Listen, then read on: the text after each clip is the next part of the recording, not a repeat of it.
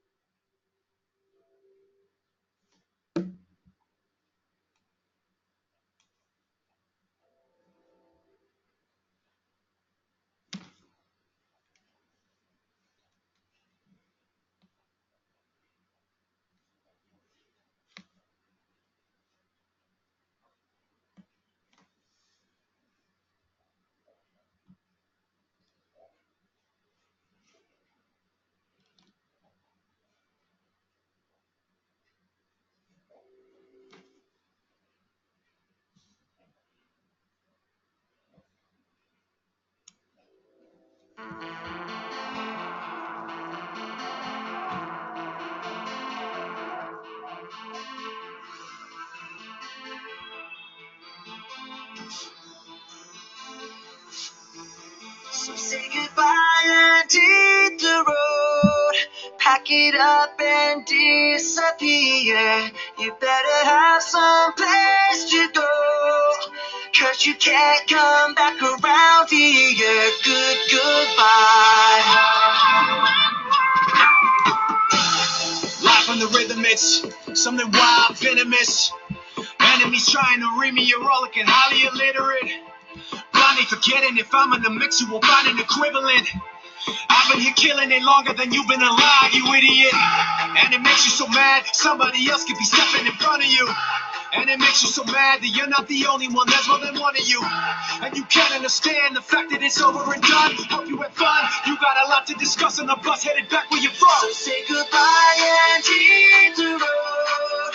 Pack it up and disappear. You better have some place to go, 'cause you can't come back around here. Goodbye. Goodbye. All right, goodbye, Lincoln Park.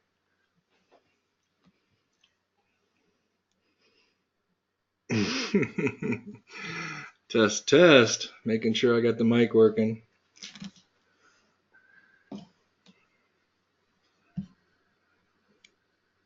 Yeah, I thought we'd just have a little fun there.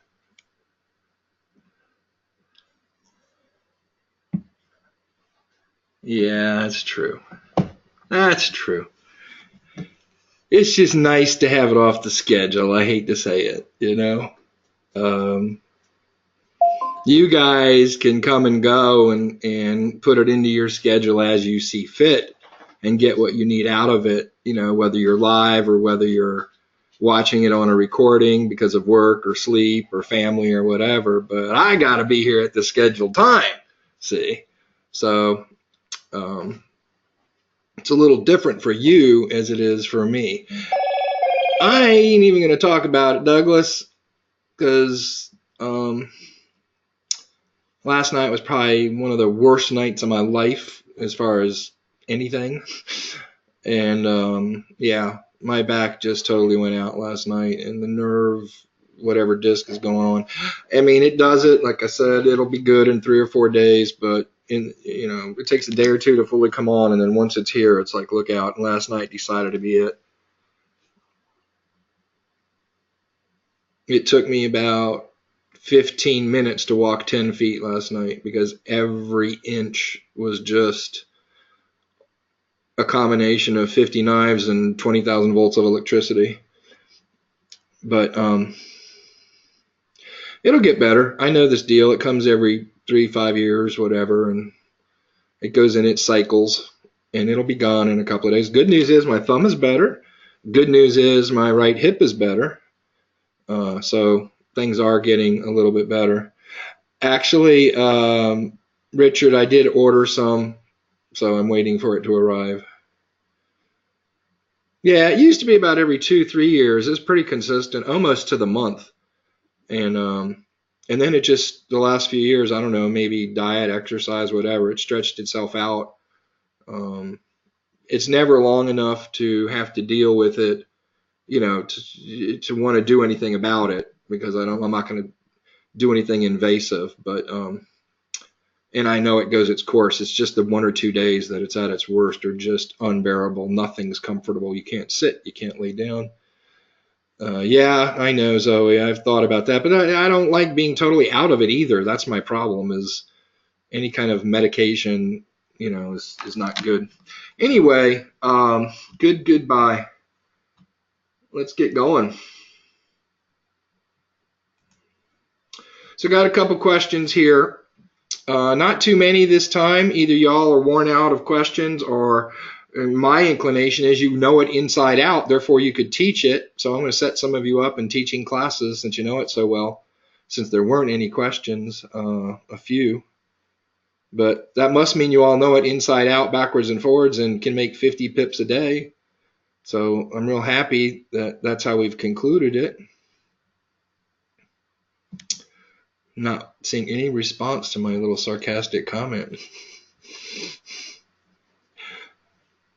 So here's the way to think of the whole. Okay, guys, this is a mindset issue. Money management is a mindset issue in the sense that you've got to protect yourself from fear of missing out, from greed, from whatever you want to call it, desperation to make more. We go back to this same reality. And I was talking to a trader today about this. And you have to ask why. Why? Mathematically, we know, well, forget math. We should know with what we have to trade, the abundance of opportunities, that we can make 5 net pips a day. I mean, quite frankly, if at this stage of the game, for people in this group, if you don't believe that, I don't know, maybe you should just hang it up. So the question is, if we can understand that's available in the charts,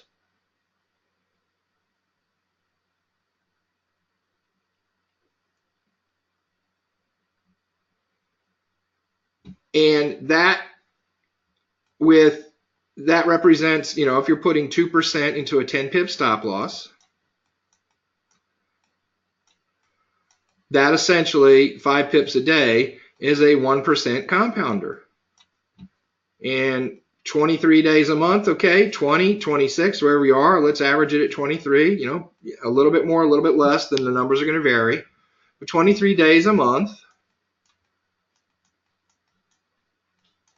for 24 months, and it's $1.43 million. Now, I don't know. See, is it desperation? Is it crazy expectations? Go show me, get Entrepreneur Magazine, Success Magazine, Wired, or whatever entrepreneurial type endeavor magazine you want to get, and show me, how in 24 months you're going to be $1.43 million liquid. So we have this age-old problem of this becomes believable because we see it on the charts, but for some reason this, while we don't believe we deserve it, at the same time it's not enough. There's just conflict in that, and you have to work through that because people will not stop at 5 pips a day. And the challenge is when you don't stop at 5 pips a day, all sorts of things happen. Your head is rewired. Your RAS gets rewired with every trade. Things like FOMO, things like desperation, things like greed do enter the picture. And why isn't $1.43 million good enough for you? Now look, I'm not saying get in a trade and exit at 5 pips in the trading station, because we know a lot of those trades that give us 5 pips will give us 7, will give us 11, will give us 13.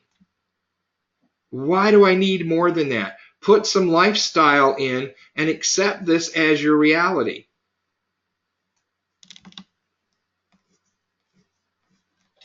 And as simple as that is, with the tools that we have, not believable. Not believable. It's not believable, and yet we go and try and get more here. There's a disconnect. There's a huge mental disconnect.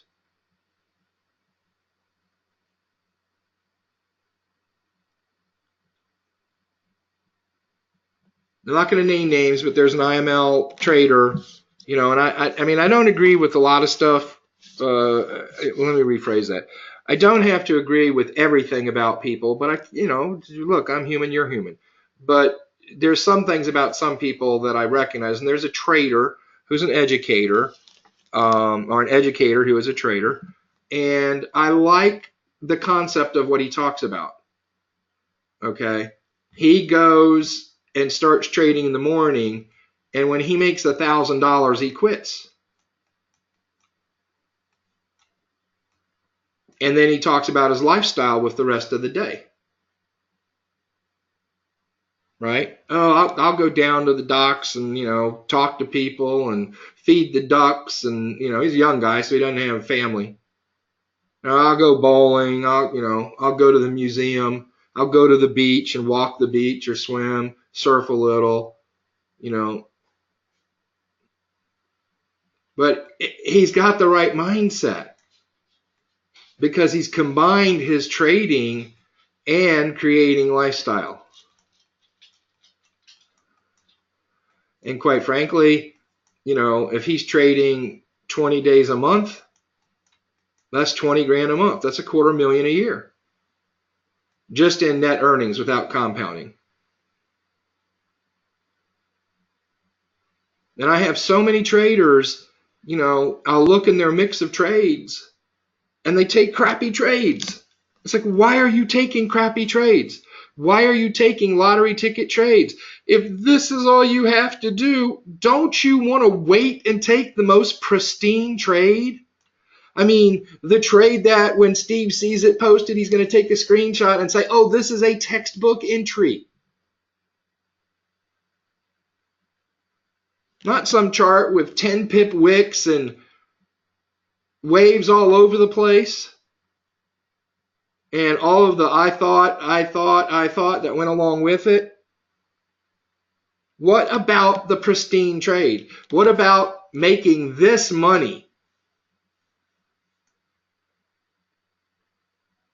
What about enjoying it some, even in the early stages?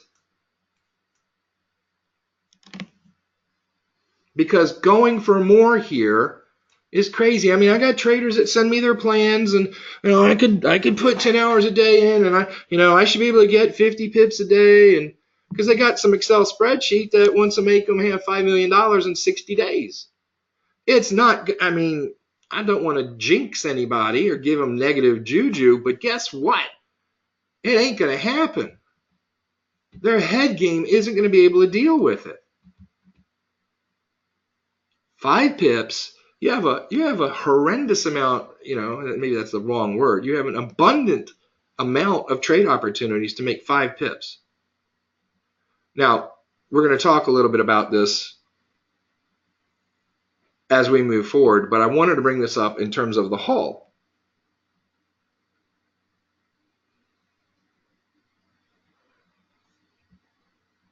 The haul is something to make your trading robotic. I don't want to say quite mindless because I don't want to connote the wrong thing, but it makes it robotic.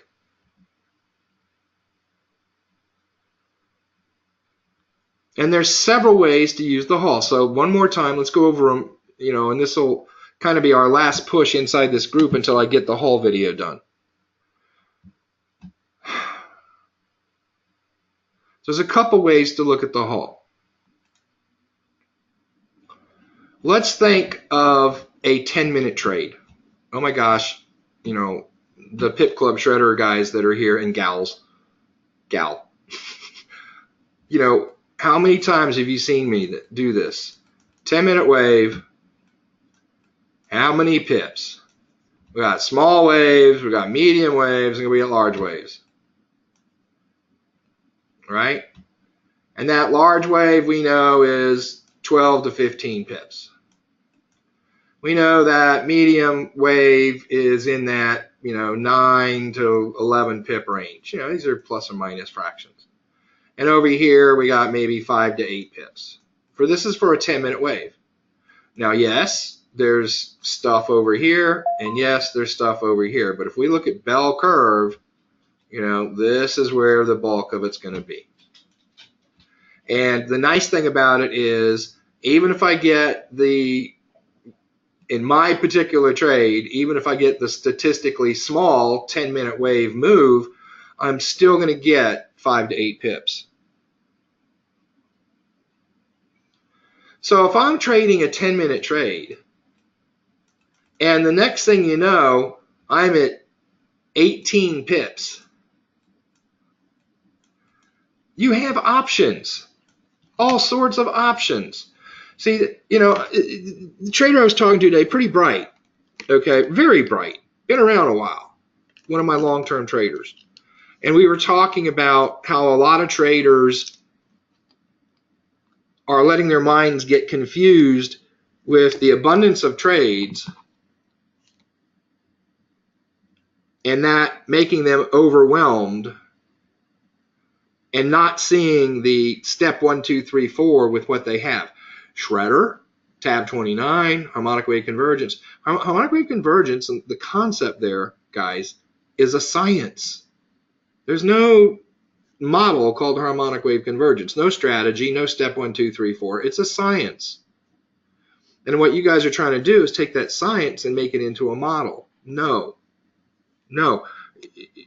Learn the science first. Learn some waveology first. Learn the relationship between the lower level wave, the mid-level wave, the upper level wave. Look at price action and see what it's doing. Use your Fibonacci. Let it help you see that. Then we can segment that into time periods, and yes, then we can have strategies. Then we can have models, if you will. But at the 10-minute level, and you find yourself 18 pips up in a trade, and that very well may be, in terms of multi-wave,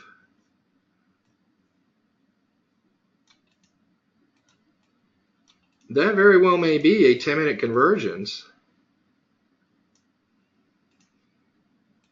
The 1-minute wave, and the 1-minute wave approaching the top.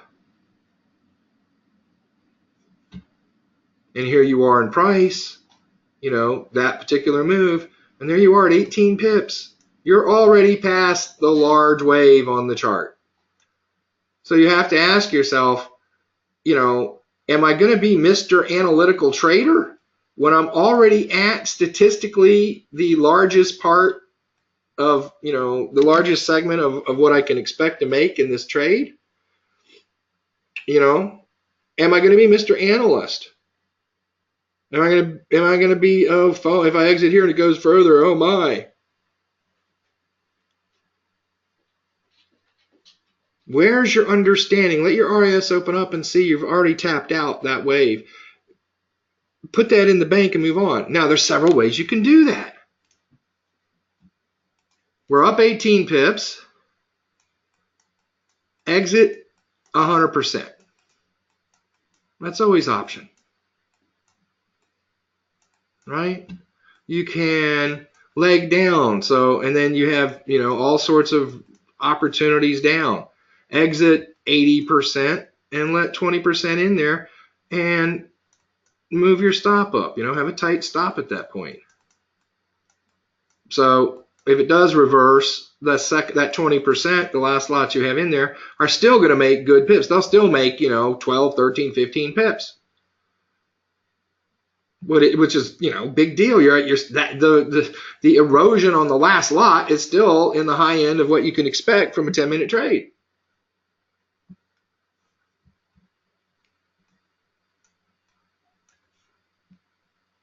We don't like the CBT until we get this is kind of like the threshold for it. So at this volume of pips, we could put it on there. Generally, I don't CBT the lower level trades at the 30 minutes, maybe 15 and more pips. Look, I'm already maxed what might be here. I said, do you want to be Mr. Analyst? Do you want to try and use all of your technical skills? You're using brain power when you do that. Hope you understand that. We have limited brain power on a daily basis. One thing you can do is go to the hall. Because this thing was just taking off. Look, yes, this is hooking back. Remember if it was harmonic wave convergence to harmonic wave convergence, you're not pieces of 10 trading this. But how are you protecting yourself against the expectation of this actually cycling the 10-minute wave up higher versus this being a pullback? So this is where the Hall comes in. I'm already at the high end of where I am. Well, this is Hall at the low level. I'm already, I've already made good pips at the size wave I'm at. How much more is this going to cycle? So do the easy thing. Just go to the Hall. Now you can exit 80%. You can exit 50%. Those are personal choices. Don't beat yourself about it. Again, you've already beat the statistical average here. The Hall's already in your favor and has been probably for 10 pips at 18. So just go with the Hall and your 40% trailing stop.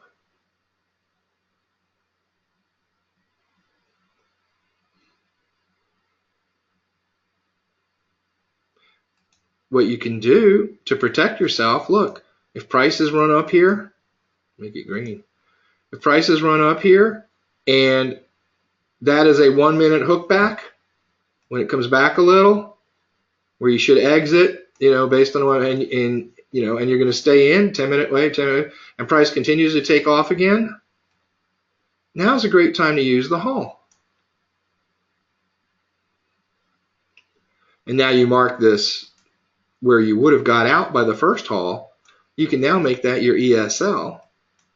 And now let the Hall go and use the flip of the Hall as your MSL. No rocket science here.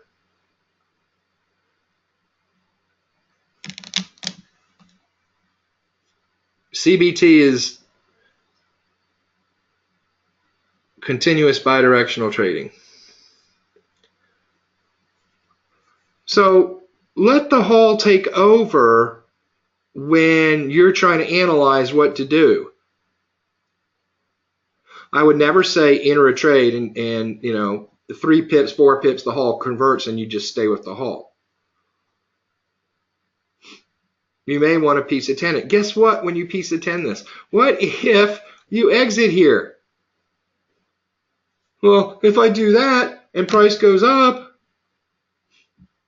well, whether you're talking about the peak turning or the Hall turning red on you, if price is going to go back up, guess what's going to happen? It's going to finish its pullback, whatever that is, and then it's going to take off. What's it going to do on the 1 minute wave? It's going to come down and it's going to go back up. What's wrong with using the Hall to exit after your 18, 20 pips if it actually turns red on you, and then just getting back on the next hook back on the way up? This is going to be one of two things. We know this. This is either going to be the higher low, or if price goes up higher, if the price is a higher low, but this comes down to be a lower low, then we have divergence. So either one could be an entry again. So just take the hook back entry on this next wave. You'll get right back in this thing. The Hall doesn't mean you're done. It just means a protective move in case there's a reversal or major erosion. But you can get right back in here. This is the power of tab 29. Use it. People are afraid to exit. Your RIS is not grown enough yet because you're going, oh, well, if I exit, and it goes on, I've lost all that stuff. No, tab 29 shows you where to get back in.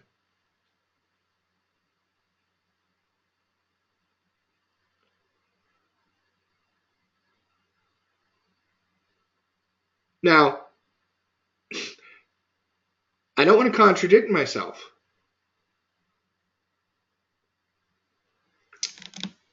If you're up 18 pips, but you don't believe that 5 pips a day gives you $1.43 million, or that you can actually earn that, I don't understand what's going on.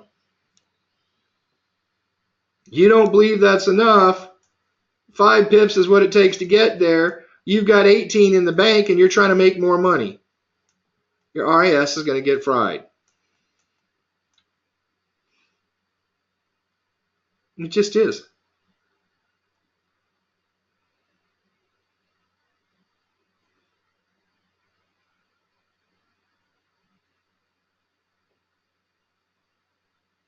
trader today that I was talking to, the fairly intelligent one.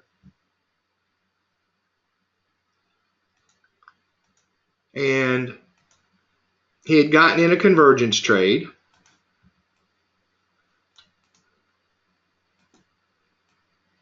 Wrote it up to the top. And he's like, oh, plus 11, plus 12. I don't remember. It was in that range. And it started to hook back. He had red bars. And so he exited his trade. But what happened was, it was like this. And what does he try and do? He's going to do a sell into the buy. The defense was, well, if I'm exiting because it's the sell signal, why don't I just go ahead and get in the sell? And of course, what happened was he went -3, -3, -3, because he's trying to catch this sell into the buy.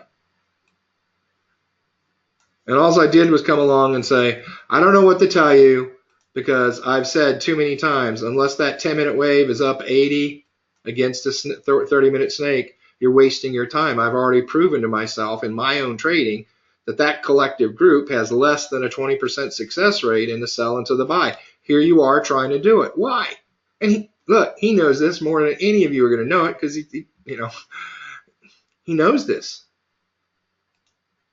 But guess what? RIS. Greed. 11 pips wasn't enough. If it goes up and it's reversal and it's a sell, it must be going back down to convert. He totally forgetting about the 80% rule. And he pissed away, excuse my language, 1, 2, 3. He totally took away his profit for the day. And now, not only did he mitigate his financial situation, mentally he's upset.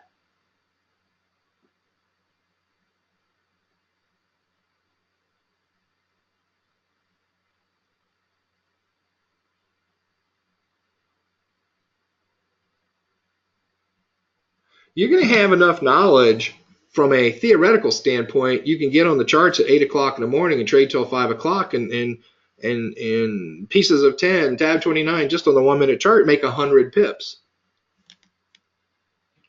The problem is that's conceptual, because the mind game won't allow it to happen. Your crew is shifting what they're trying to deliver to you based on your commands, because you set expectations.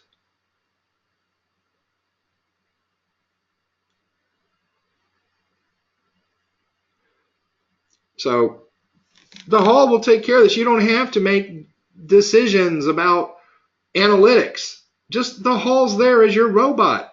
Just trade it. The question wasn't about 1-minute charts, but I wanted to review that a little. All right.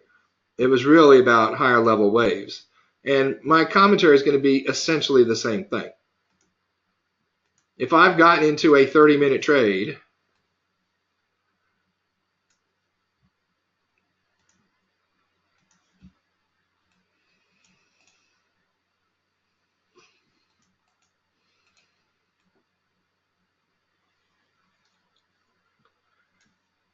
and the 4-hour wave wasn't, it's starting to rise up a little, but there we are. What are you going to do here?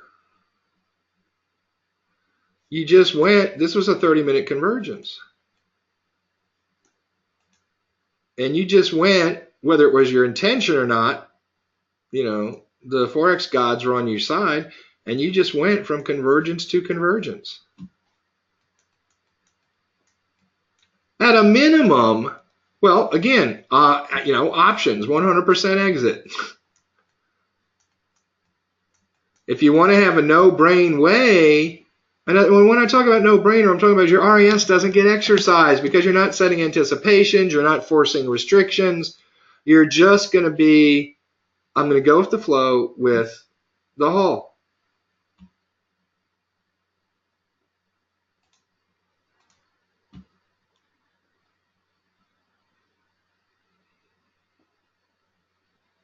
Again, exit some, down leg some, stay in some. Go with your 30-minute haul. What about a scenario where I have a 4-hour convergence and my 30-minute wave, let's say it comes all the way down to extreme. And now it starts taking off. So it's really a 30-minute convergence, but it's in truer definition, it's the retrace extreme of the 4-hour wave. As my pips start accumulating, depending on the distance, I'm not going to worry about minor fluctuations in the 30-minute wave. And in fact, this is a 240 move, so I'm going to use the 4-hour haul. 30-minute convergence, but 4-hour haul. Why? Because I'm playing a 30-minute trade. And when price gets up here and converges, what am I going to do? Just stay with your 4-minute haul. 4-hour haul, excuse me. The best place to transition at the 30 to the 60 to the 240 is when I've reached one of my convergences and I want to potentially stretch it out without any brain power, without any impact on my RAS. Throw on your haul.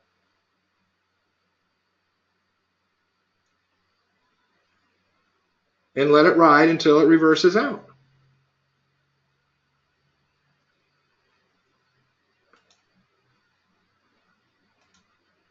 If you're worried about the moment you get in the trade, that 4-hour haul reversing and going red on you, but it's going to erode off, then leg down some at that point.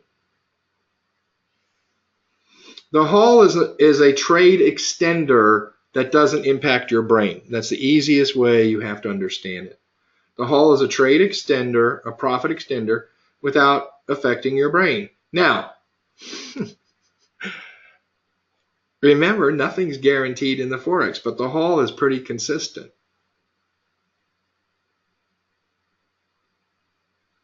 I don't have statistics on it, but in these situations where you have a 4-hour convergence and price continues to move up because the 4-hour then starts to snake, see, the difference between here and here is pretty powerful.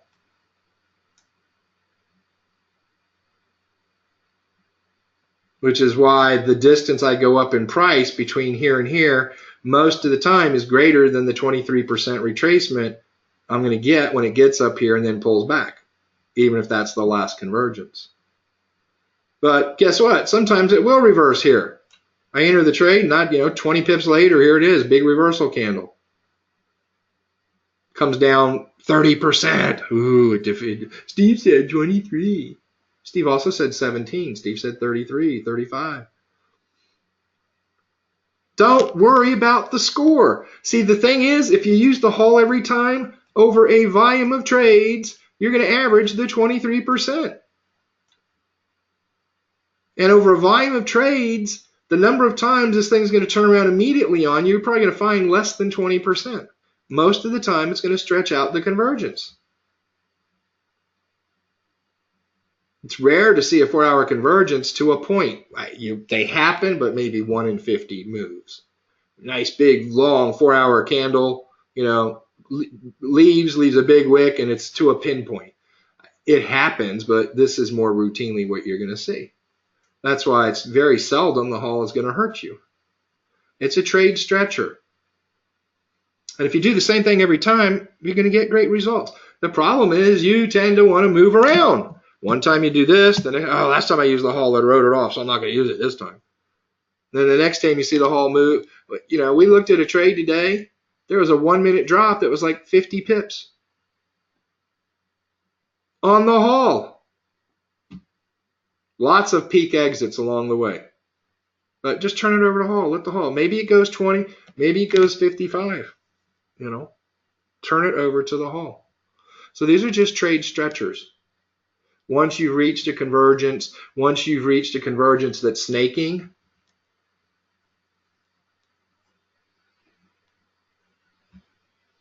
now how does that make more sense? Well, we had a question there about the CBT.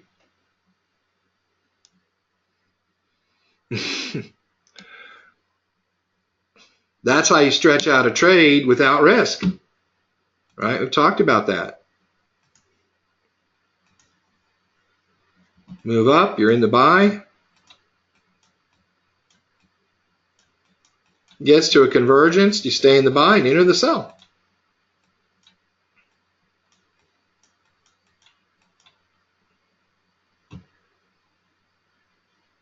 If price is going to continue up, being in the sell didn't hurt you one bit.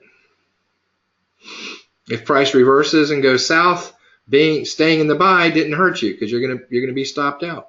Got a question about that? We'll come back in a second. All right, so hopefully some insight here on that particular question. When using the Oct pitchfork, do we still only trade the 3 major lines? Or can we trade any of the Oct lines, assuming there's been some evidence of compliance? Well, you can have a compliant fork. All that means is the fork has the right Fibonacci.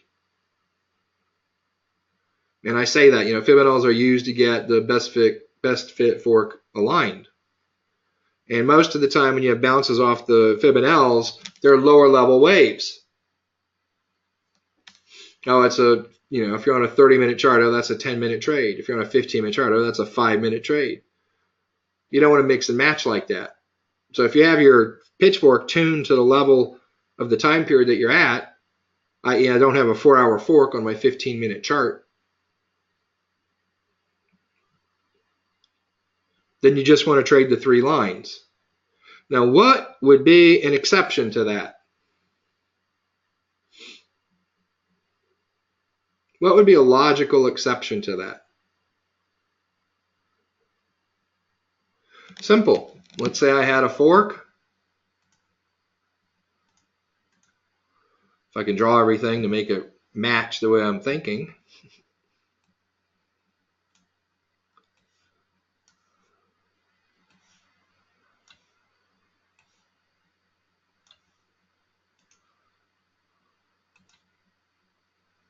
I'll just use quads so I don't have to bore you with drawing.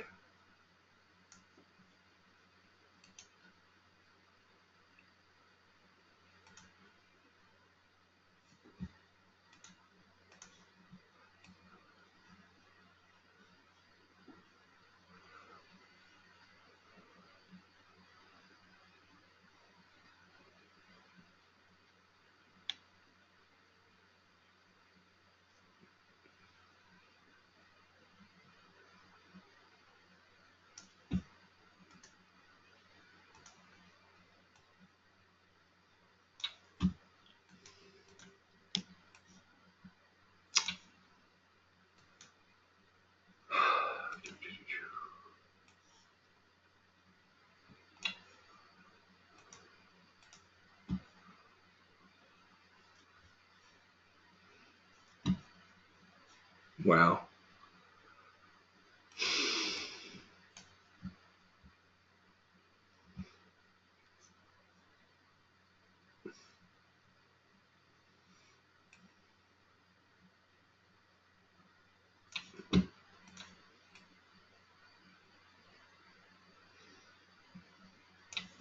All right.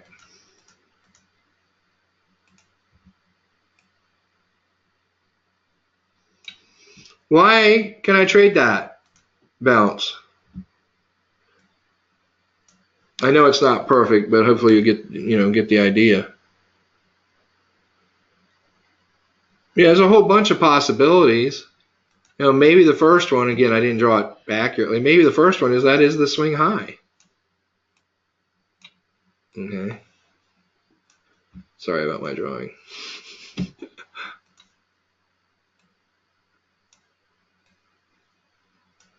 Right? And, as Richard says, maybe, over here, bounce, comes through, checks it, comes down, bounces again, So there's some history in the line at that price. Line doesn't have to be just that way, right? You might have that line be a continuation of the fork, Fibo, and there might be something else down here. So i.e. your fork Fibonacci was just a trend line that had several hits on it. This is another hit on that trend line. Don't let your RAS see this only as this Fibonacci hit. It might be other hits. If it's not the swing high, well, whether it's short of the high or past the high, guess what? Maybe it's a fork Fibbo, and that is the, 88.6, the whatever. So you can't say, oh, we can't trade Fibonaccis as a blanket carte blanche. But I don't want you thinking you can just take a Fibonacci bounce because it's bouncing on the Fibonacci. There has to be other reason. Otherwise, our game plan is trade, trade, trade. So find the reason this is bouncing off the Fibonacci before it bounces. Then you can trade it.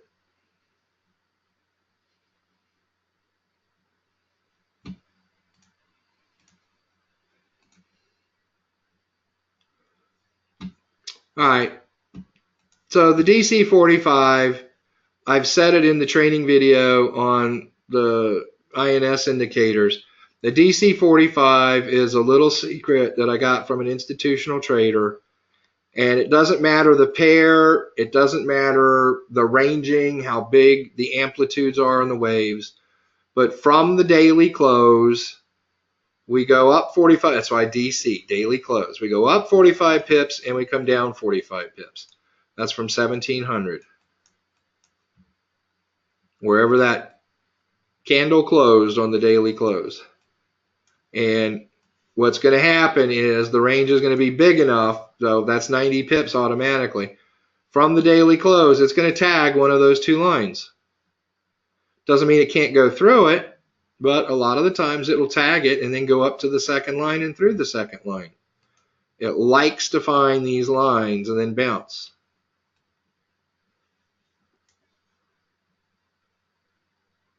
You'll see it on all pairs, but the cross ends have a little bit higher frequency. So we just put it in the mix of what we have as proven support and resistance, and just be aware of it. You show Trent's work, and I notice his exit strategy was either a scaled pullback in price or a new 10-minute convergence. Definition of scaled pullback in price. Is it like a 40% pullback or more? In the early shredder days,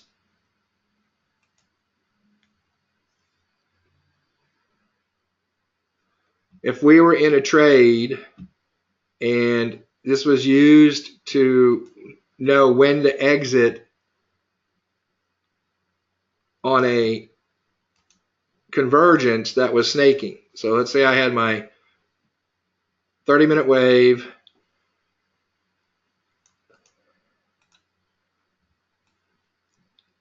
and my 10-minute wave was pulling back.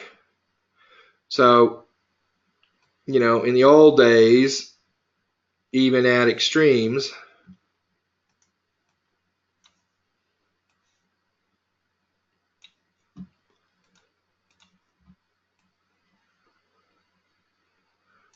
we knew this was a corrective move because the 30-minute wave was still flat. So when do I exit this trade as it starts hooking back up? I was in the sell at convergence. So we used to have what we call the scaled exit, and it was taught because we didn't want to confuse traders with what is 40%.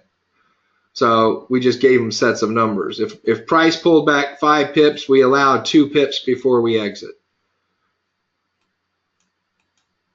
If price pulled back 10 pips, we had to allow 4 pips before you would exit. So it is 40%, but we would just call it a scaled pullback. Because what happened is people focused on the 2 pips. Again, this is a RAS thing, a SIG thing. So every time there was 2 pips, they'd be exiting the trade. Didn't matter whether it was 5 or 11 pips. Oh, 2 pips, exit. 22 pips down. Oh, 2 pips, exit. No, don't, because why 40%? Why 40%? See who's really got their act together. Why 40% on this pullback? Yeah, it's really 38.2, but again, I'm not going to argue with Carney Slush, but that's Carney's. He thinks it's his brilliance. No offense, Scott. Why 40%?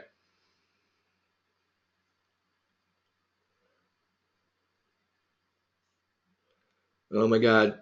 I'm going to get grizzly in my last live session. Tell me why, Larry.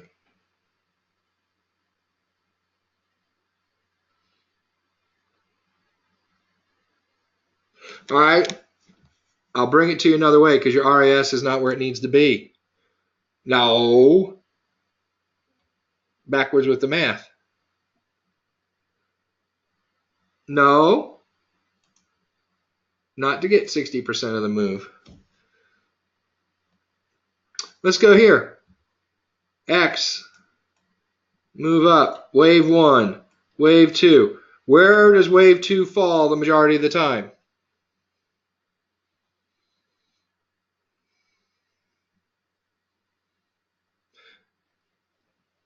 Exactly.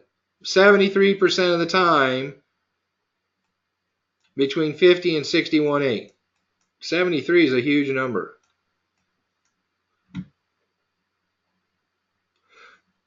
Let's look at our diagram. What is this here? What is this here? Harmonic wave convergence. The 30-minute wave is staying flat. So what is this move? If that's convergence and the 30-minute wave is staying flat, what is the 10-minute wave doing?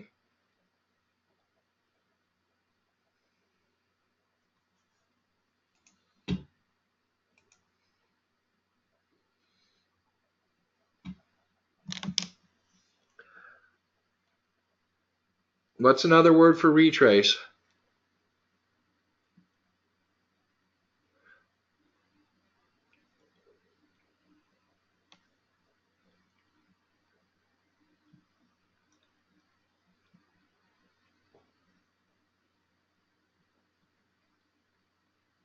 All right, nobody's getting it.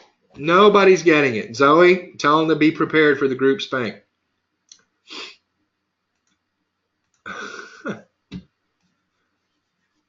Look, I've gone 20 sessions and no group spanks. I've done really well. Eek, she says. Let's map out Elliott wave, the impulsive side of an Elliott wave move.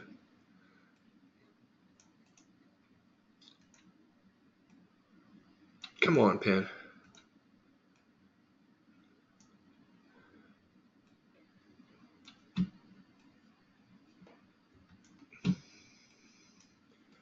There is our harmonic wave convergence.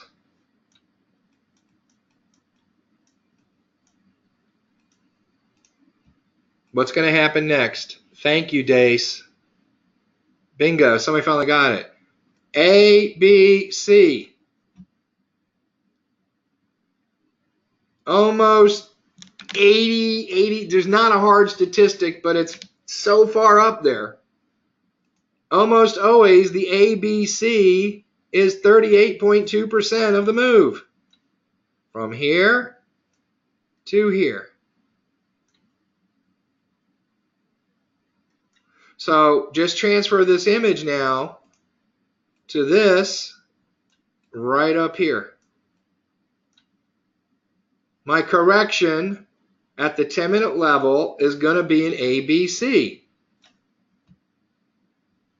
The problem is, with waves so small, we can't tell if the ABC is actually ended there, i.e. being the C, or if that's just the A. If it's the C, we want to be in it because that's our ride back up to convergence. If it's the A, we know we're going to come down and have a drop. Therefore, in this move, this entirety of this move, this is also a 38.2% retracement. the A to the B to the C. The XAB is normally 38.2. So that being the case, if I pull down 5 pips, I have to allow just on the other side of 2. That should be the safe range that if it's going to come back and go down to a C because this was the A, there's my 38.2. I'm still in the trade as it comes down. If it's going to go above the 40%, it's probably not an ABC, and this is just going to continue on up. So it's about in the middle of the ABC, realizing that's a 40% retracement. The overall retracement is 38.2 of the entirety of the move, but the A to B is normally 38.2. So if on the other side of that with a little slush, we're okay. So it's that 5-to-2 relationship. So without teaching Elliott wave to brand new traders, without getting into percentages, we'd say, oh, if it pulls back, you need to allow 2 pips. If it pulls back 10, you need to allow at least 4 pips. So we're giving them Elliott wave reality without having to teach them Elliott wave. Does that make sense? Did I lose you, or are you with me? Kinda.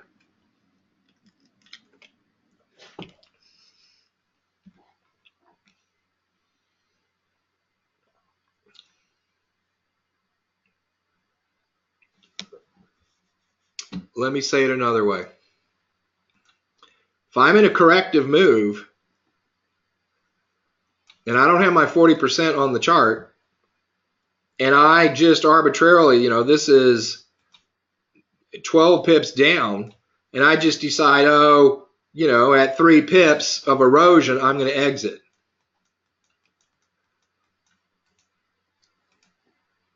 Well, if this is a magic number here, and we say price can go all the way to that number and continue down, why do I want to exit here before it gets to that magic point?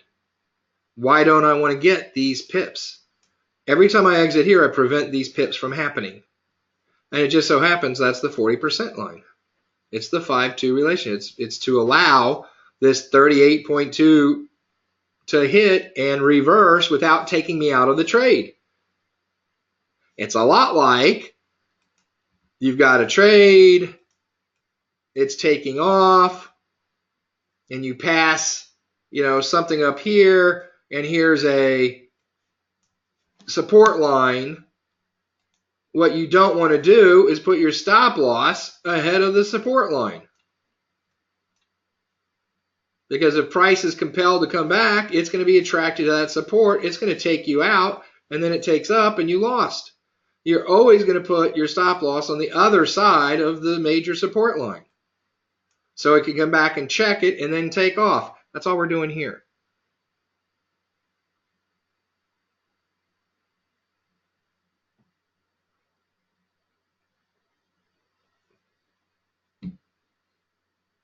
What do you have after a convergence? We're not paying attention, guys. Impulsive move up is a 1, 2, 3, 4, 5. If that's the convergence, I have to have the ABC correction. It's just depending on the scale you're at, you may not be able to see it because there may be an ABC already in there. The waves are too small for you to see with your eyes. Sometimes it's clear as day. You'll see ABC. Sometimes you'll see same move and you'll see it. You just have to look for it.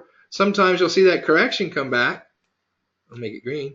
And you can see 1, 2, 3, 4, 5. Now I know that's my A because an ABC. So you got to go back and do your Elliott wave. You guys think you know it? A, B, C. 1, 2, 3, 4, 5. A, B, C. 1, 2, 3, 4, 5. So when you can see the 1, 2, 3, 4, 5, that's just the A. This thing is going to pull up 38% and then drop down to here. And there's a tool called the magic FEB that we use to project. When we can see this and we can put this line here, we can tell you where this is going to be.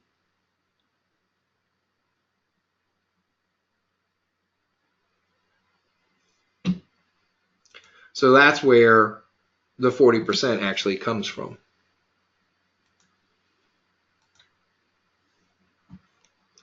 %40 is a scaled pullback. Scaled means we're going to keep the same relationship between 5 and 2 regardless of the pullback. We're not just going to exit 2 pips every time. 55 pips down. Oh, let me exit at 2 pip pullback. No.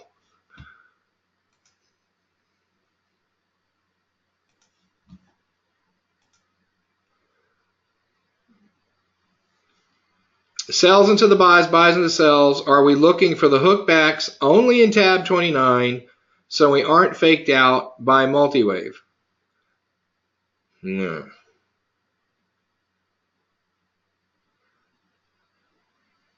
Well, I've kind of talked about this.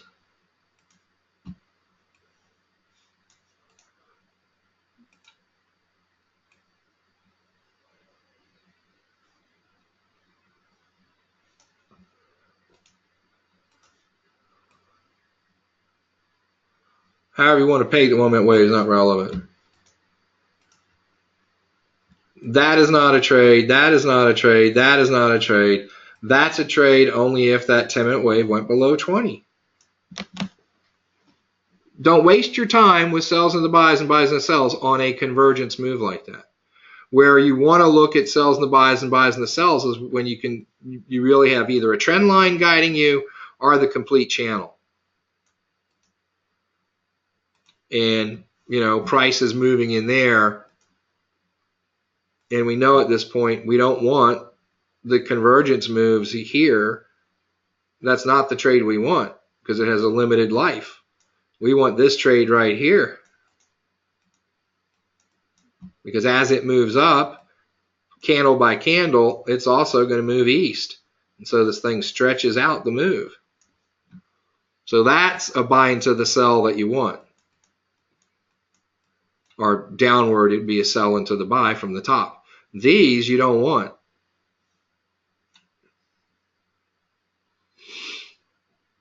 Because statistically, there's just not enough oomph in these. So that's just greed. Well, I thought it was going to go. Why'd you take that particular one? Well, I thought it was going to go up. I don't care what you think.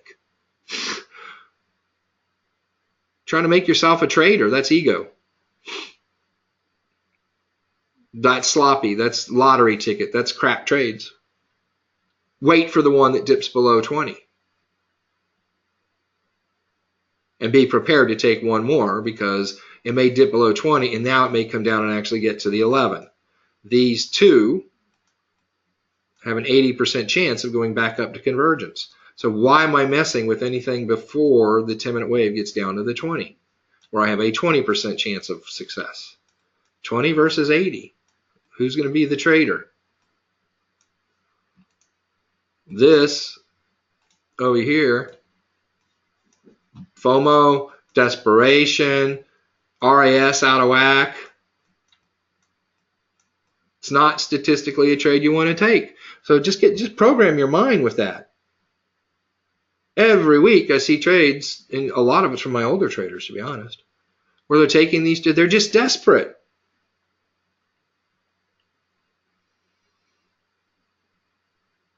Now again, one of these that's at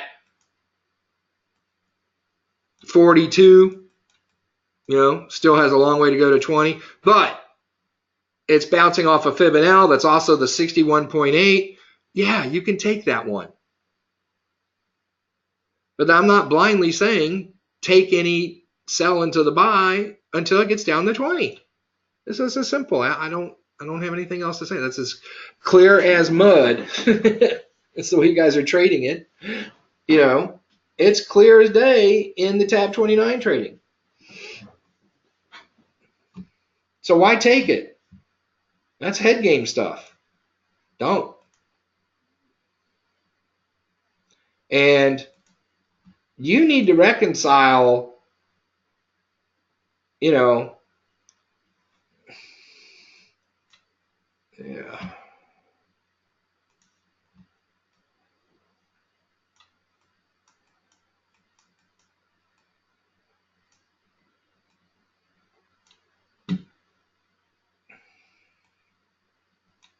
Wow.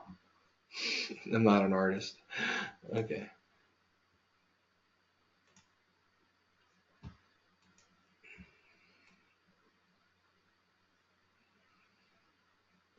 What you can't do, because if you're doing it, you need to change it. You need to find the clarity there. What you can't do is play this game.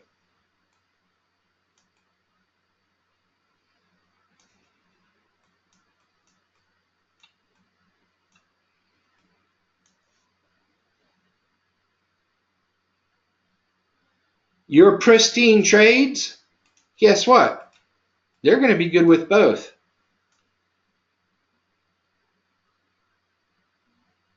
Your trades that are crappy and lottery ticket, it's going to be one or the other. It's not going to be both.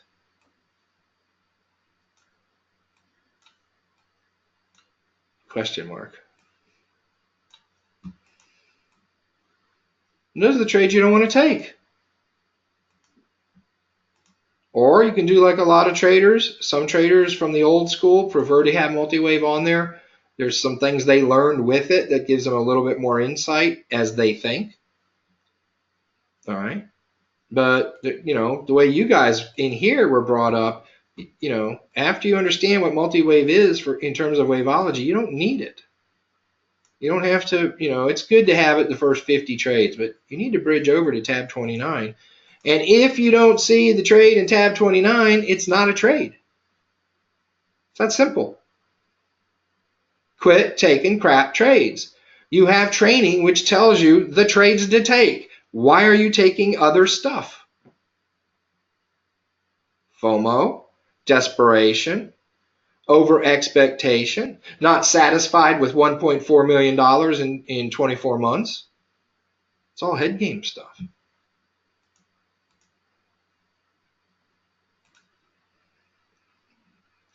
When using CBT, is there a guideline for the size of the consolidation zone? Is it a percentage of the overall move, a certain number of pips? Lots of variables here, I know. Time frame of the trade, number of pips in hand. So is this one that I just have to MacGyver? No worries. No. The CBT is nothing more than at the time you enter the CBT, you know, the trade in the opposite direction, you are essentially hedging.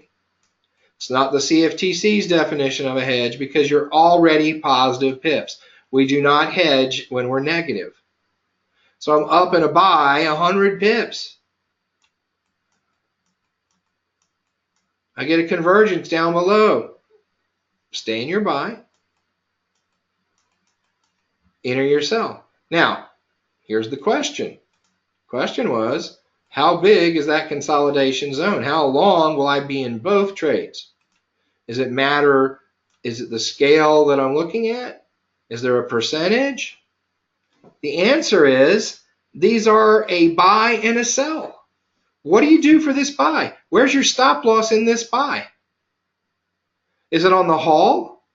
Is it at the opposite end of the pitchfork? Is it your next 30-minute wave convergence? Whatever you're using, you continue to use.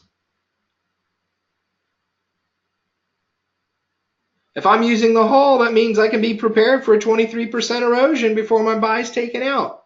But if it's going to go back that far, I haven't lost any pips because I'm in the sell.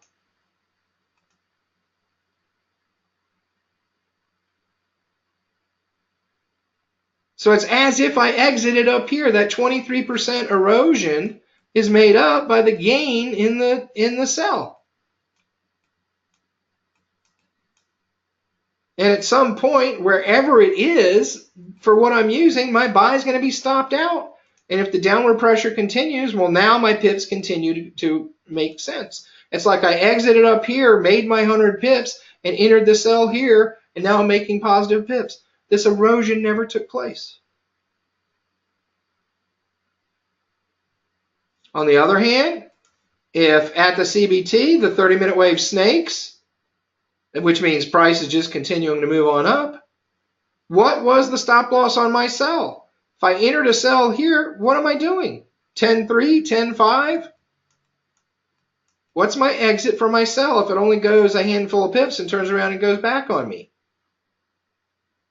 Whoop-de-doo, -4. But it didn't go -4 because the distance it backed up, I made +4 on my buy. Now my sell gets stopped out and my buy continues. It's not relevant to the time period you're on. There's no size percentage here. A buy is a buy. It has its stop. A sell is a sell. It has its stop. Make sense?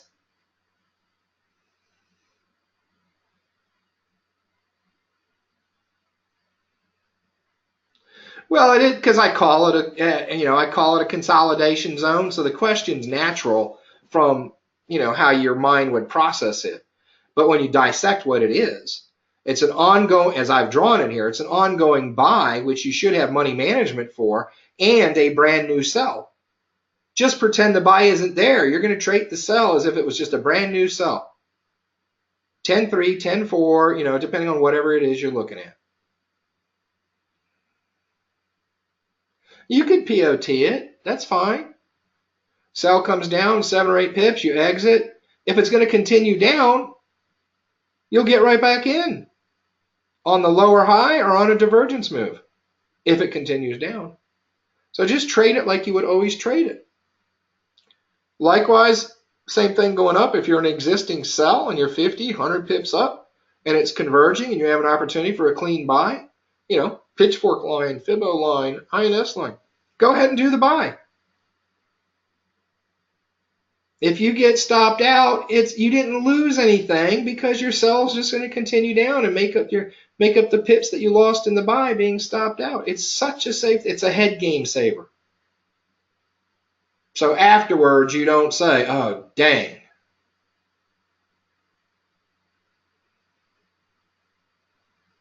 Because what happens to the buy? This is the stupidity of the US CFTC. Because they saw too many traders, get in their old paradigm trades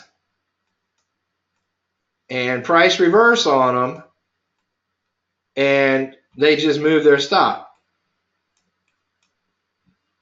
And eventually, after moving it 4 or 5 times and being upside down 20% or whatever, they go, oh, I'm not going to let this bleed anymore. I'm going to go ahead and hedge this. I'm going to go ahead and do a sell.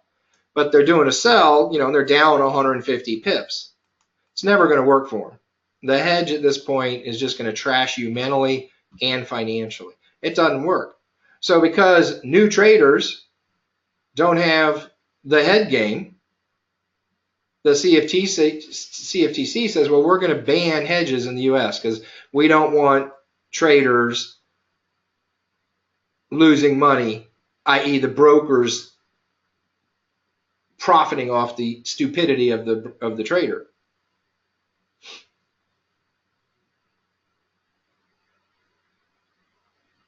But now that makes sense. So they ban hedging. Well, what happens here, as I said, when you're up 100 pips and now it starts to turn around on you, what does the CFTC in the U.S. make you do? Because you can't hedge in the U.S. and on the same pair, you can't be in a buy and a sell. That's, you can't hedge like that. So what does the trader do here? They have to either exit the buy and enter the sell, or they could stay in the buy, or they could just exit the buy. Those are your 3 options. Look at them. Stay in the buy. Well, if I stay in the buy and this thing comes back, I've just lost, 40%.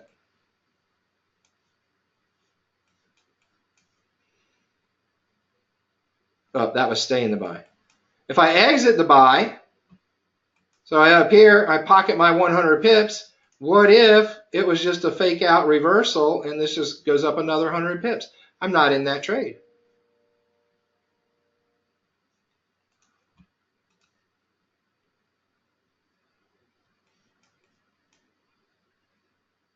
if I exit my buy and do the sell, well, double whammy, because the sell can get stopped out, but I'm not in the buy to recover. So this, all three of the options you're left with put stress on the trader because it's either or. He doesn't have a chance. It's a worse situation. But see, the CFTC doesn't care about traders who can win. They care about traders who can lose. That's the way our whole society is moved.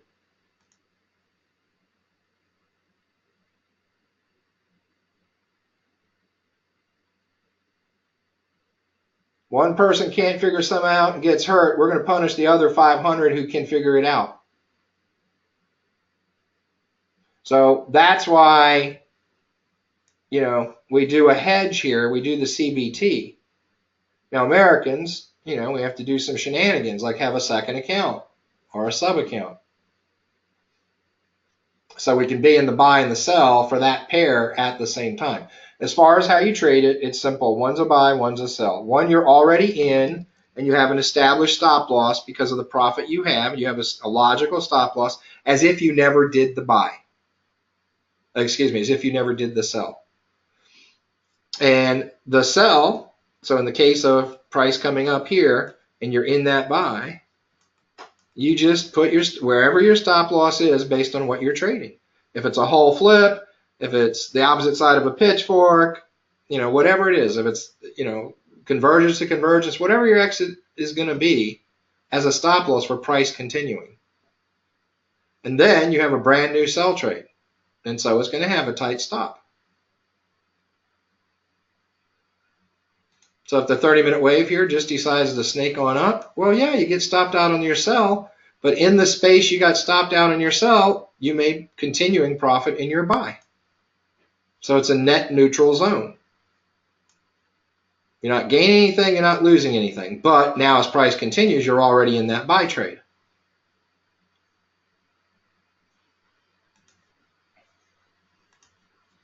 Some of you are thinking, and I know this, some of you are thinking, oh man, Steve, let me just get down my sell or my buy first, then before I start doing two trades at once. That's what demo accounts are for. That's what your group is for. Why all of a sudden are you going to take on an attitude of, oh, I'll get there when I master this? Steve doesn't know what he's doing, does he? He's trying to teach me to do two things when I haven't even figured out the first one. No, you're going to be sharper in both trades for trying it. You're going to know money management. You're going to grow your RAS.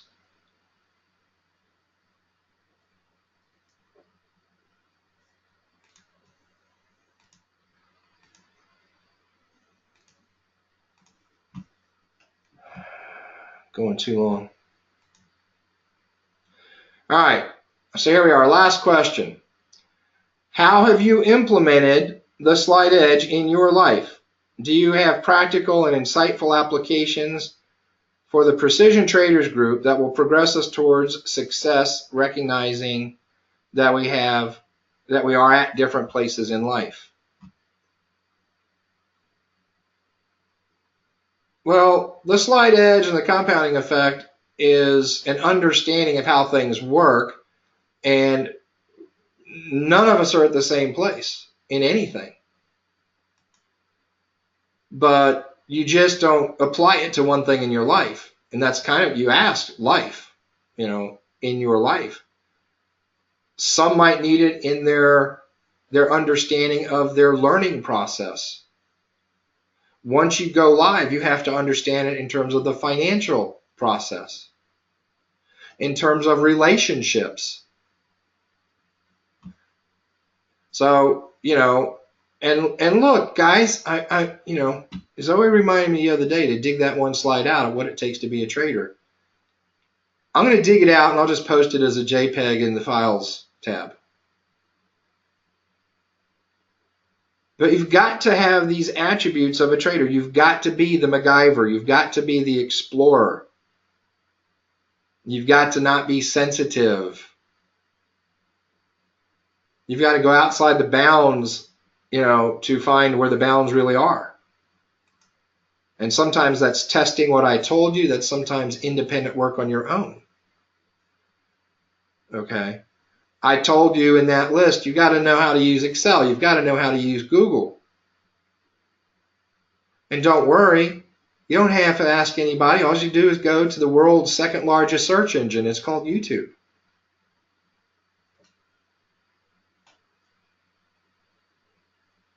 There's nothing that isn't covered in YouTube. Very little. Jeff Olson, The Slight Edge.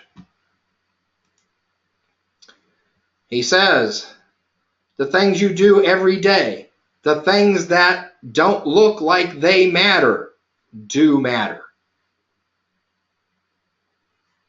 You can take a screenshot of that and post it on your monitor. Make it a little vinyl sealed, laminated card and put that on your computer.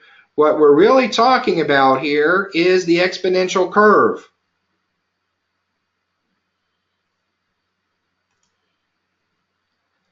So in the Slight Edge, he's got two major numbered items that you got to, become familiar with them, understand what they mean. He's got 5 sources of power listed in the Slight Edge. Momentum. Oh my gosh, that is so true for your studying, your demo trades, your participation and routine in watching live and recorded sessions. Keep that momentum going. Completion, bring things to completion. Habit, take your routine and do it over and over again. It becomes automatic. Your routine becomes your habit. Reflect. This is journaling. What happened to me this day in my trading? What happened to me this day in my life? Because your life dictates your trading.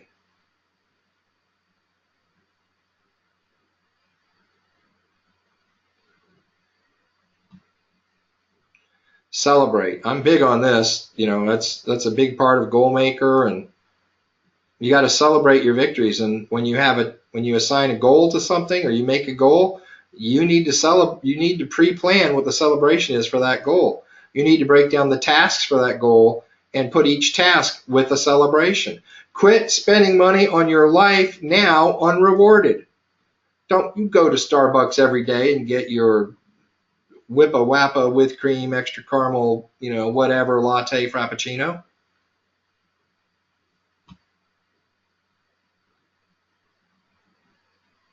Life, not wife, but wife too. Don't go out to eat 5 nights a week. You got a hobby that costs money. Make it a reward for doing what you're supposed to do during the month, during the week, however you do it.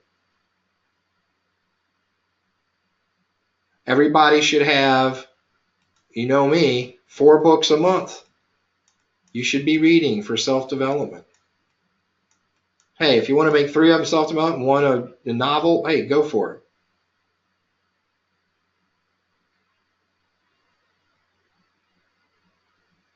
So, what happens if I make my goal? What happens if I don't? You want to celebrate and you want to punish. You want it to sting a little for not making your goal. Celebration is real important. He's got the 7 principles of the Slight Edge. Show up all the time, on time. Be there. Be consistent. Have a good attitude. Be committed for a long period of time. That's the exponential curve. Because the little things that matter, as they happen, you're not going to see them mattering. So you have to commit to the long time. Have faith and a burning desire. That's your why. That's your purpose. And you actually believe you deserve it, and you believe if you do the work, you'll get there. Be willing to pay the price. Oh my gosh, so true for traders. Just give it to me. Gimme, gimme, gimme.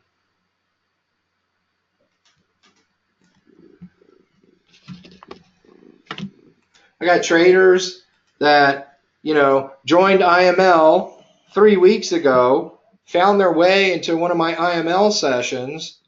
Oh, you have a pitchfork course. That's cool. And somehow, I stumble and say shredder, or they see a chart of mine and I've got multi-wave on it or whatever. Next thing you know, I'm getting an email from them, or they're writing Zoe, hey, how can I get that shredder indicator? They haven't been through the IML Academy. They couldn't tell me support and resistance on a 4-hour chart if I drew it with their hand. They haven't drawn their first pitchfork. They haven't even gotten registered to take it yet. And now they want shredder? The search for the Holy Grail. You don't want to pay the price. Don't want to earn your way to the next level. You just want to be given it because, why should you have to do it?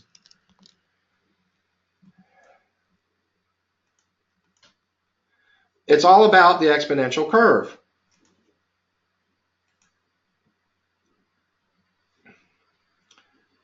Repeat what he says. The things you do every day, the things that don't look like they matter, do matter.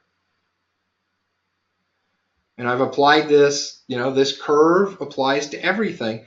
I call this, the flat part of the curve. This is the hardest part to endure. Because this is the zone that Jeff Olson is referring to. If you take that penny doubling spreadsheet,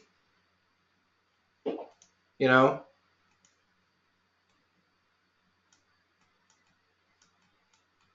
get about here and you're $10.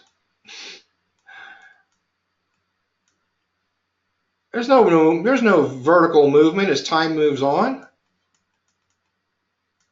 But things are happening. Things are happening. You keep doing the same thing every day, every week.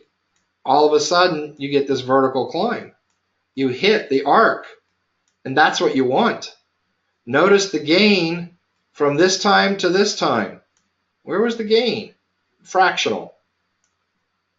What about from this time, same width? Look at the gain. And what about over here? Look at the gain. Same work, same time period, but the results take off. In here, you don't see it. That's why he says you have to commit to the long haul. That's why he says you're not going to notice the stuff here. The example I've used is you sign up at the gym, you want to get toned a little, and you go to the gym and you do some upper body work, and you come home and take your shirt off to take your shower and flex your arms, your biceps don't look any bigger than they did yesterday.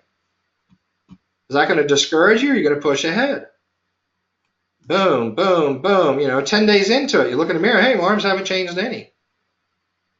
You get out to 120 days, all of a sudden your biceps can be seen. They're a little bit bigger.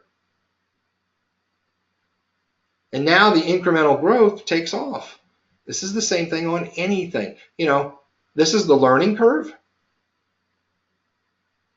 Down here, you're overwhelmed. There's so much information. You don't feel you're making progress because I keep throwing new stuff at you. Oh, I'm overwhelmed this week. Oh, I'm overwhelmed this week. Oh, I'm overwhelmed this week. Guess what? You're making advances. You just can't see it right now. You don't think they matter. They do. When you go live money, it's the same thing. Unless you start with a $100,000 account. The incremental compounding is negligible, but it's happening.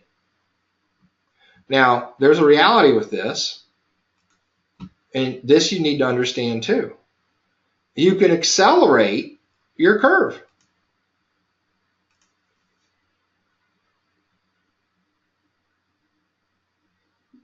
Hey, this is where you're going to get reading 4 books a month. This is where you're going to get when you read 5 books a month.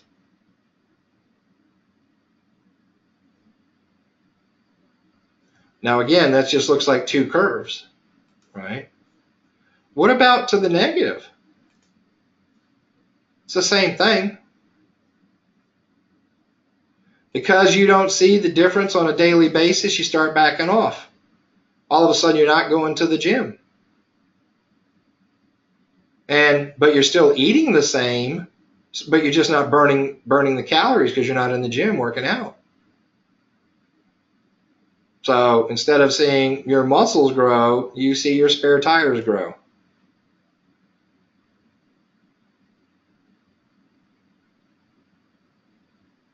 Instead of reading $4 a month, I've done that for 2 months and I'm still not Tony Robbins. I guess I don't need to do this anymore. You start comparing yourself to traders that do, and you're to the negative. You don't notice it until it starts to curve down. Hey, that same guy joined same time I did 9 months ago, and he's already taken his $2,000 account to $50,000, $100,000, whatever. And I'm still struggling because of my head game. Hey, yeah, you chose not to read. You got disillusioned because you didn't become Tony Robbins in 4 weeks.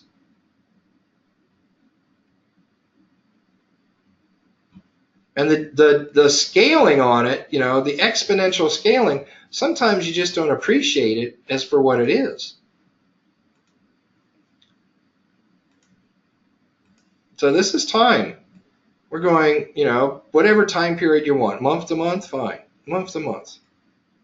Time is a consistent here. Vertical lines are just, let's call it month to month. When you hit this exponential part of the curve, look at the difference in gain. I don't care. Money, efforts in your relationship don't make sense here.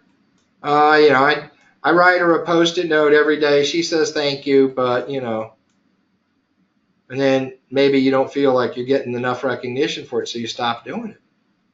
If you just stayed with it, the bonding, the relationship, the communication gets stronger. The love is felt, So the curve applies to everything in life, but the differences are huge. As this thing winds up, this is the accelerated curve because you did a little bit more. You recognize there's an exponential curve. And the effort here to get the separation between a normal curve and the accelerated curve,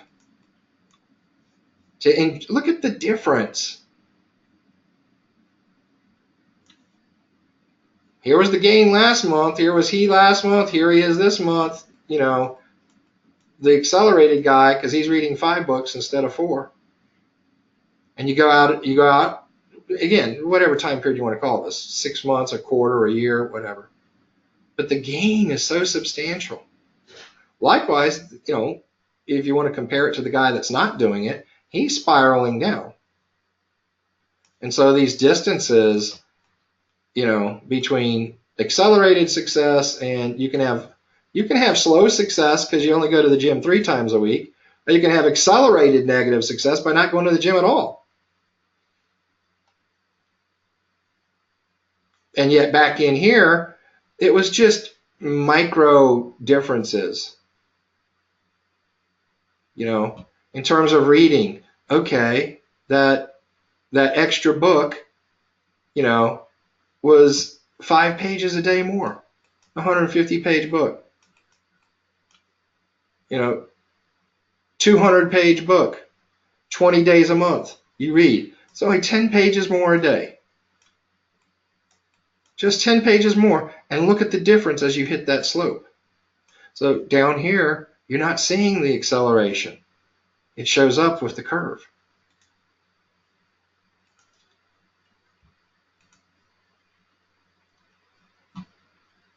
So the compounding,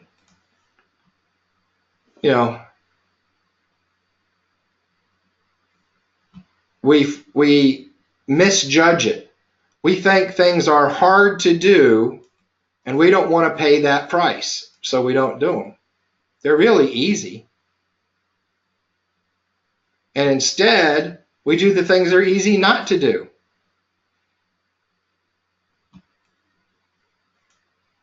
Well, the problem is, this is why you have your 95% failure, and this is why you have your 5%ers. The slight edge philosophy having the right attitude, the actions, the results. You've seen some of this in my law of spirals. And then it applies to all of your lifestyle. Finances, health, business, personal development, relationships. Compound effect is there in everything. You just have to decide which path you want to choose. And then do the work in here, even though you can't see it happening.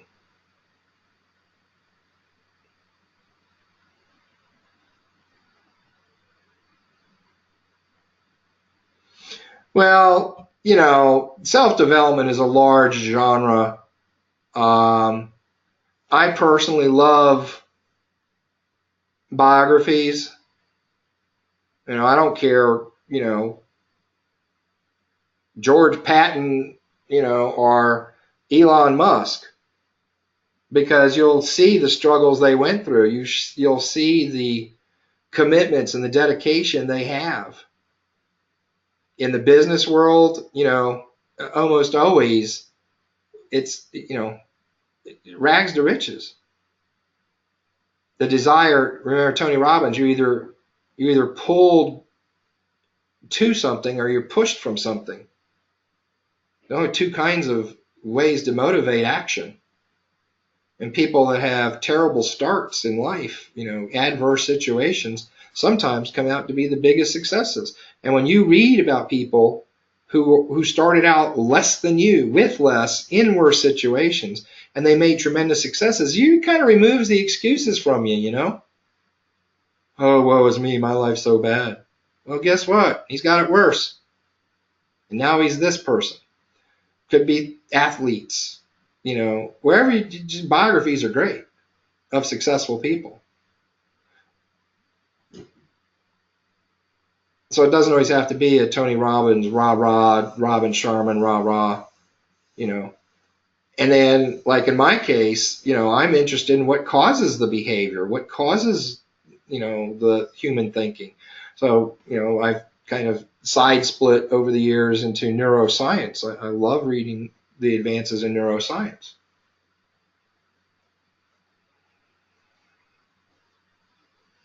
Because that explains the behavior.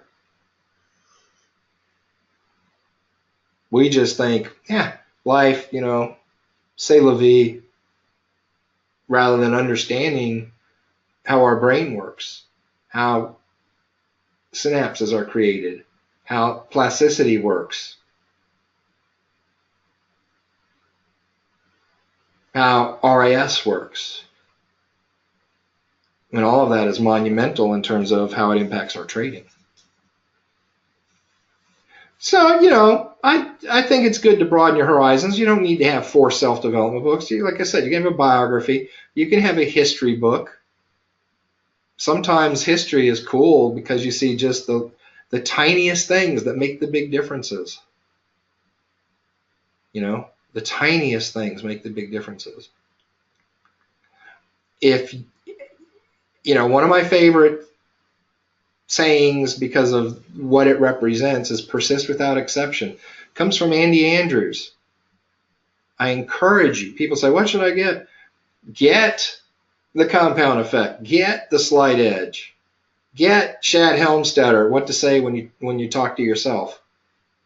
And get Andy Andrews, but get the DVD. Find a way to get the DVD, 7 Decisions.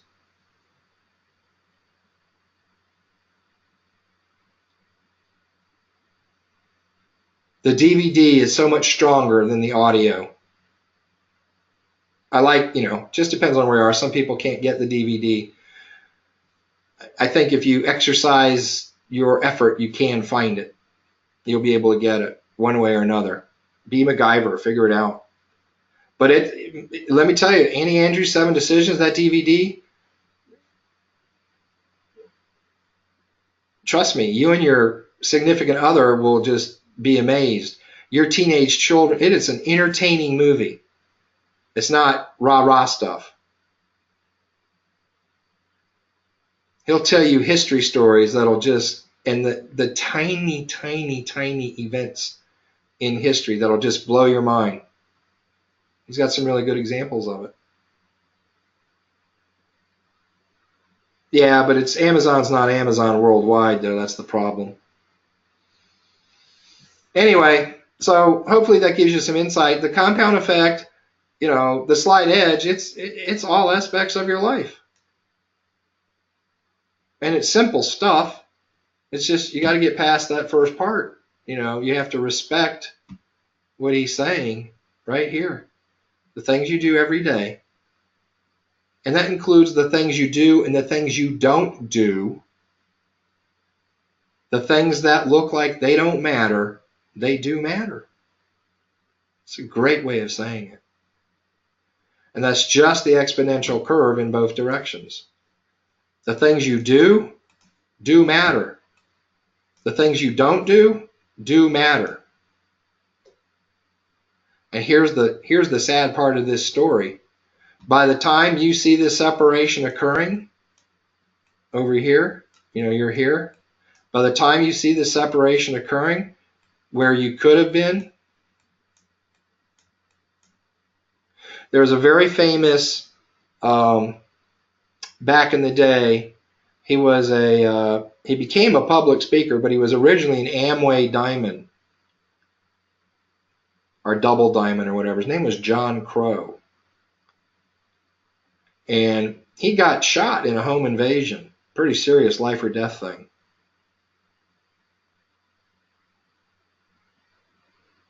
But he used, in all of his speeches, he always had the definition of hell. And I've always liked it. And John Crow said, the definition of hell is looking in the mirror, seeing the man you are versus the man you could have been.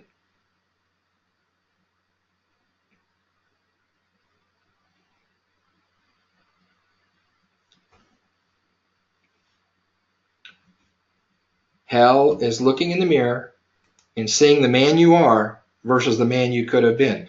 Because when you're down here and you realized you could have been here, there's only one way to get there. Ain't no overnight holy grail thing. You've got to circle back, all the way back, and start over again right here.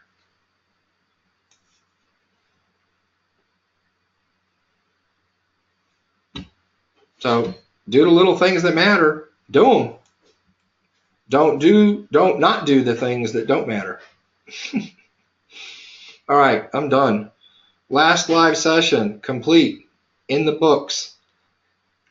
So we've got a lot to go. We got Fibonacci training yet. We've got Hall training yet. More Hall training. We've got our harmonic pattern work that we're going to do, which is why volume 3 was there. We have a real good high compliance. I'm going to be looking at and getting in touch with the people who haven't told me they got it, so we can get to that in the next several weeks. I'm excited by the potential in this group. Just remember you're down here. Just remember you have to do those demo trades and post them, because that's the things that's the little stuff you need to do. See, it seems inconsequential. If I don't post a trade today, no big deal. Steve's not going to yell at me. Nobody's going to say, hey, where's your post? Yeah, you can get away with it. But then here you go. Versus here you go. You need to step up your demo trades. I'm not saying take forced trades. I'm just saying you need to listen to what I'm saying. Get your demo trades done.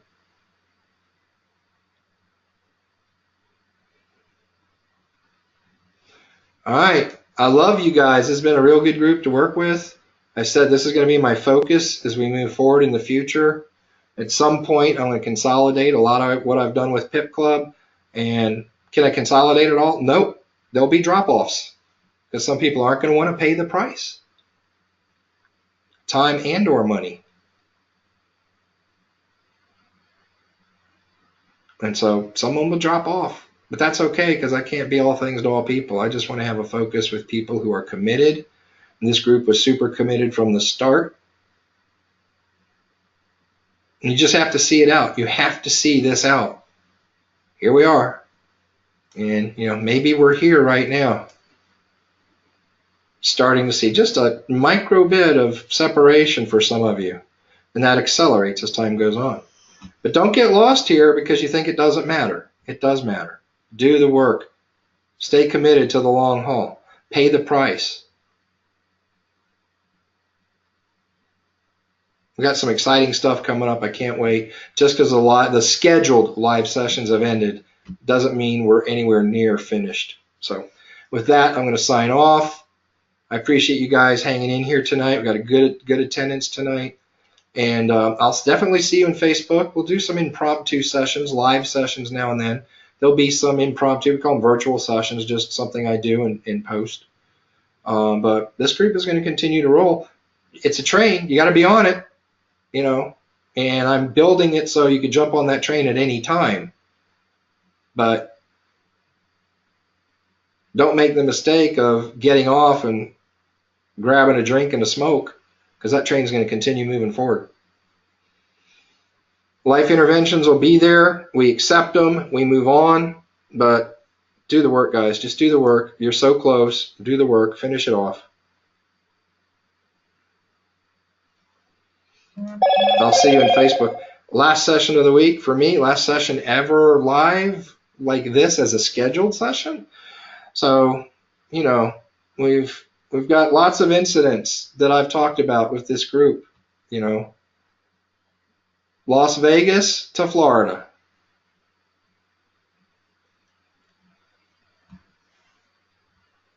Life can be short. So for those people you care and love, let them know you care and love them, okay? I love you guys.